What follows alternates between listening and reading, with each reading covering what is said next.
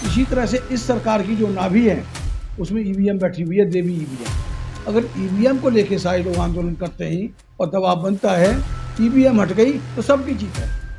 तो इस सरकार से, ये ब्राह्मण बनियों की सरकार है, केंद्र की सरकार, और जो इसको 3 क्रिमिनल लीड कर रहे हैं, 3 क्रिमिनल नहीं, राष्ट्रीय क्रिमिनल, राष्ट्रीय अपराधी, राष्ट्रीय लेवल के अपराधी हैं, वो इस गवर्नमेंट को लीड कर रहे हैं।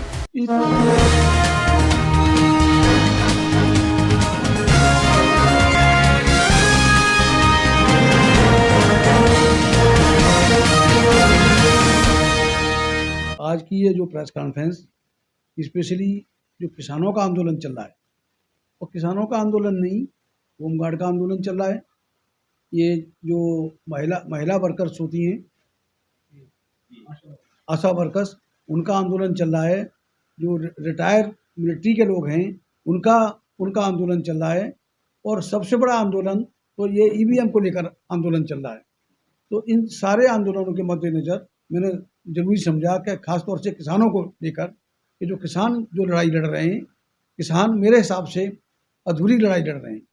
कहते हैं कि उसकी जो, जैसे इनकी राम कहानी को अगर सच माना जाए कि रावण की नाभि में वो था, अमृत था, इसी तरह से इस सरकार की जो नाभि है उसमें ईवीएम बैठी हुई है, देवी ईवीएम। अगर किसान भी बजाय दीगर मांग, जो अपनी जो प्राइम मांगे हैं, एमएसपी वगैरह की, उनको अगर उनको भी मांगे, अगर नंबर 1 पे हम सबकी मांग, चाहे आशा वर्कर हो, चाहे होमगार्ड हो, चाहे किसान हो, चाहे ईवीएम के खिलाफ आंदोलन हो, सारे लोगों के अगर ईवीएम हटती है तो ये सरकार हट जाएगी, सरकार का पतन हो जाएगा। और ईवीएम के हटते ही ईवीएम का सबका मुद्दा, अहम मुद्दा ईवीएम होना चाहिए। किसान हैं, ईवीएम हटाओ, हैं, एडवोकेट हैं, वो ईवीएम हटाओ, आशा वर्कर हैं, ईवीएम हटाओ, या जो होमगार्ड हैं, ईवीएम हटाओ। अगर ईवीएम को लेके सारे लोग आंदोलन करते हैं और दबाव बनता है, ईवीएम हट गई तो सबकी जीत है। तो इस सरकार से, ये ब्राह्मण बनियों की सरकार है, केंद्र की सरकार, और जो इसको 3 क्रिमिनल लीड कर रहे हैं, 3 क्रिमिनल नहीं, राष्ट्रीय क्रिमिनल, राष्ट्रीय अपराधी, राष्ट्रीय लेवल के अपराधी हैं, वो इस गवर्नमेंट को लीड कर रहे हैं। इनसे आप कोई ज़्यादा बेहतरी की उम्मीद नहीं कर सकते। एक क्रिमिनल एप्टीट्यूड का व्यक्ति है, उससे आप बेहतरी की उम्मीद नहीं कर सकते कि वो कोई अच्छा करेगा, नहीं करेगा। 88,000 करोड़ के 500 के नोट गायब हैं, 20,000 करोड़ रुपया इसमें इसके अडानी के खाते में कहाँ कैसे आया, जो इसमें नोटबंदी में कितने हज़ार का घोटाला हुआ, इसमें ये जो आपका कोरोना में भी, इसमें भी करोड़ों का घोटाला हुआ। ये सारा घोटाला गवर्नमेंट, बेईमानों की सरकार है, ब्राह्मण बनियों की सरकार है, इससे नहीं हो सकता। और ये मात्र 5-6% लोग हैं जो पूरे देश पे काबिज हैं। तो अगर इनको हटाना है, ये सारी सरकार ये ईवीएम से बनी है, ईवीएम के हटते ही ये सारी इनकी जमानत जब्त हो जाएगी, मोदी की जमानत जब्त हो जाएगी, अमित शाह की जमानत जब्त हो जाएगी, चाहे कितने बड़े खिलाड़ी हों, कितने ये बूथ कैप्चर करवाएंगे। तो ईवीएम का हटना हम सबके लिए लाजमी है। ईवीएम हटती है तो ये शैतान जो आरएसएस का जो गैंग है, जो इसको सरकार को चला रहा है, वो सारे खत्म हो जाएंगे और निश्चित तौर से पूरे देश की बात बन जाएगी और फिर से देश खुशहाली की पटरी पर लौट सकता है। अच्छे लोग आएंगे, जब चुन के आएंगे तो निश्चित तौर से बात बनेगी। ईवीएम से तो सारे बन के आ रहे हैं, इसलिए खास तौर से। और हाँ, जो एक और बात है, जो 16 तारीख का भारत बंद रखा गया है, भारत बंद में मैं पूरी तरह से किसानों के साथ हूँ। और बिल्कुल इस बात को लेके भारत बंद ऐसा आंदोलन होना चाहिए, हम सारे लोग चाहे एक एक करके ही दिल्ली में घुसें, बजाय हम रोड जाम कर रहे हैं, कुछ कर रहे हैं। अगर मैं किसान भाइयों से अपील करूंगा कि एक एक करके आहिस्ता आहिस्ता इस दिल्ली में घुसा दिए जाएं, लाखों लोग आ जाएं, बाहर के भी आ जाएं, फिर दिल्ली के लोगों को भी शर्म आएगी, वो भी सामने आ जाएंगे।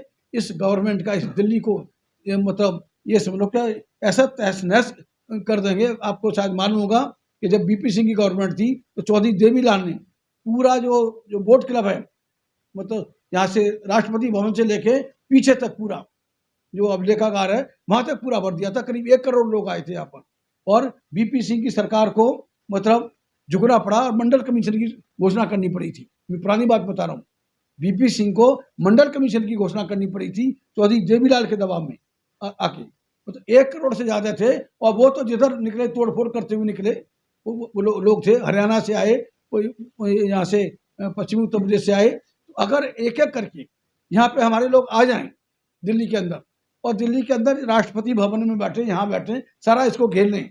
और एक और बात बताऊँ, चाहे पुलिस हो, चाहे चाहे मिलिट्री हो, पैरामिलिट्री फोर्सेज हो, हमें घबराने की जरूरत नहीं है। वहाँ हमारे ही बच्चे बैठे हुए हैं, 90% बच्चे हमारे हैं, चाहे पुलिस में, मिलिट्री में, पैरामिलिट्री में। तो वो उनकी गोलियां शायद हमारे ऊपर नहीं चलेंगी, हमें, और चलती है तो उससे भी नहीं घबराना है। निश्चित तौर से जब तक दिल्ली को की जो लॉ एंड ऑर्डर की फिजा नहीं खराब होगी, दिल्ली पर दबाव नहीं बनेगा, तब तक न सुप्रीम कोर्ट सुनेगा, न ये सरकार सुनेगी। सरकार से सुनने की उम्मीद ही नहीं है। तो इनको जब तक ऐलान न हो जाए, जब तक ईवीएम हटाने का ऐलान नहीं हो जाता, एमएसपी का ऐलान नहीं हो जाता, जब इनको जो हमारे जो होमगार्ड्स हैं उनको रिलीफ नहीं मिल जाता, आशा वर्कर को रिलीफ नहीं मिल जाता, और सुप्रीम कोर्ट के जो एडवोकेट जो चाह रहे हैं वो नहीं हो जाता, तब तक यहाँ से हटे नहीं। कोई पक्के मजबूत इरादे के साथ दिल्ली में आके बैठना है। दिल्ली को बंद नहीं करना, दिल्ली को जाम करना है। बंद करने से नहीं होगा, बंद हम कितनी कर पाएंगे। सारे शहरों में जहाँ तक जो बंद की बात है, सारे यही बामन बनिए बैठे हुए, सारे व्यापार कर रहे हैं। तो हम बंद न करके हम दिल्ली को जाम कर दें। 4 दिन भी अगर हमने जाम कर दिया तो सरकार बैकफुट पे आएगी और हमारी हर बात मानेगी और ईवीएम हटाएगी। सुप्रीम कोर्ट को 1000 बार सोचना पड़ेगा कि अब तो ईवीएम को हटाना पड़ेगा। हाँ, आप भाई दिलीप कुमार वाल्मीकि जी हैं, जो पार्टी के नेशनल सेक्रेटरी हैं, दिल्ली के प्रभारी हैं, और हमने 2025 के इलेक्शन को लेकर इनको दिल्ली का भावी मुख्यमंत्री, कि हम चाहते हैं कि जो दलितों में भी दलित हैं, जो वाल्मीकि समाज है, यहाँ करीब 45-50 लाख के करीब वाल्मीकि है। तो ये बहुत बड़ा रोल है कि कभी बीजेपी को, कभी बीजेपी को जिता रहे हैं, कभी कांग्रेस को जिता रहे हैं, आम आदमी को भी झाड़ू के ने उसने आके गुमराह कर दिया।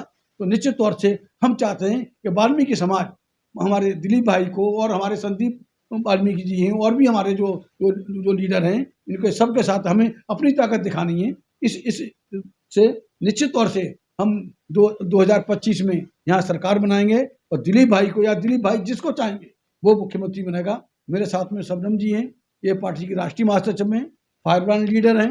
इन्होंने भी जब संविधान जलाया गया था दिल्ली में, उसके विरोध में इन्होंने गीता रामायण जलाई और 27 दिन जेल में रही। ये इनका पक्ष है। मेरे साथ सवाल ये है हमारा कि जिस तरह से किसान आंदोलन चल रहा है, होमगार्ड आंदोलन चल रहा है, आशा वर्कर्स आंदोलन चल रहा है, और भी अनेक आंदोलन चल रहे हैं, वकील महीने के पूरी तरह से डटे हैं सुप्रीम कोर्ट के अंदर, विरोध करे चले जा रहे हैं, समर्थन कर रहे हैं किसान आंदोलन का।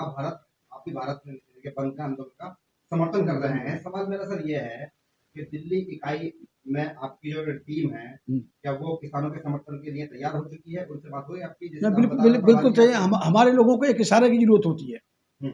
जिस दिन भाई दिलीप कुमार का इशारा होगा, शबनम जी का इशारा होगा, या जहाँ से हेडक्वार्टर से जो उनको निर्देश मिलेगा, वो बिल्कुल साना बसाना हम किसानों के साथ, हम हर उस मजलूम के साथ हैं, हर कमजोर के साथ। अम्बेडकर समाज पार्टी बाबा साहब के नाम की पर पार्टी स्थापित हुई है, और मतलब ये हमारा नारा है, ये हमने दिया है। एएसपी अम्बेडकर समाज पार्टी का नारा है, हर मजलूम हमारा है। एएसपी का नारा है, हर मजलूम हमारा है। ये इस तरह से करके हर मजलूम के साथ अम्बेडकर समाज पार्टी खड़ी हुई है। समन जी, आप महिला हैं और महासचिव पार्टी के, सवाल आपसे है कि भाई इस तरह से कहा जाता आधी आबादी, तो क्या आप महिलाओं को लेकर किसान आंदोलन में उतरेंगी? बिल्कुल, मेरी काफ़ी महिलाओं से बात हो चुकी है और पूरी टीम के साथ मैं भी आऊँगी। यदि मुझे मिलने का मौका मिल गया और दिल्ली में ही हूँ, तो मैं ज़रूर पहुँचूँगी और किसान भाइयों के साथ हूँ, क्योंकि वो धरती पुत्र हैं, हमारे भाई हैं, जो कमाते हैं, सभी लोग पूरे खा रहे हैं। बंद करने से ऐसा नहीं है, बहुत सारे धरना चल रहा है, जो भी महिलाओं का, आशा का और ये होमगार्डों का, हम सब लोगों के साथ हैं। और जो हमारे किसान भाई अक्सर आ रहे हैं, हम उनके साथ हैं। पूरी महिलाओं टीम से बात हो चुकी है, और हर जगह से हमारे लोग यदि मौका दे दिए तो हम लोग ज़रूर पहुँचेंगे इंशाल्लाह। ये हमारी बिल्कुल तन, मन और धन से बिल्कुल हमारी अम्बेडकर समाज पार्टी, हम लोग तहे दिल से शुक्रिया अदा करेंगे और पहुँचेंगे अपने भाइयों के, मतलब जो भी लगेगा उनको खाना खिलाने में, जैसे भी मदद हो सकती है हम लोग उनको खिलाएँगे भी, चाय भी पिलाएँगे, पानी भी पिलाएँगे, जो भी मतलब उनको लगता है वो पहुँचेंगे हमारे भाई। उनके हम लोग सम्मान में ज़रूर हम लोग तैयार हैं, अम्बेडकर समाज पार्टी। दलित जी, आपका नाम बताया जा रहा है, आप दिल्ली के प्रभारी हैं। अब आपसे भी जानना चाहिए था कि दिल्ली जो इकाई है कितनी तैयार है आंदोलन के लिए, आंदोलन समर्थन के लिए, और साथ ही साथ कई सारे आंदोलन चल रहे हैं, तो उसमें क्या भूमिका रहेगी आपकी? ये हम ब्लॉक स्तर पर और डिस्ट्रिक्ट लेवल पर हम लोगों से बातचीत कर रहे हैं और वो तैयार है, हमारी टीम तैयार है एकदम किसान आंदोलन का साथ देने के लिए। अम्बेडकर समाज पार्टी, हमारे भाई साहब तेज सिंह जी, हम इनके साथ तैयार हैं एकदम पर किसान आंदोलन का साथ देने के लिए। हम समर्पित हैं किसान आंदोलन के साथ।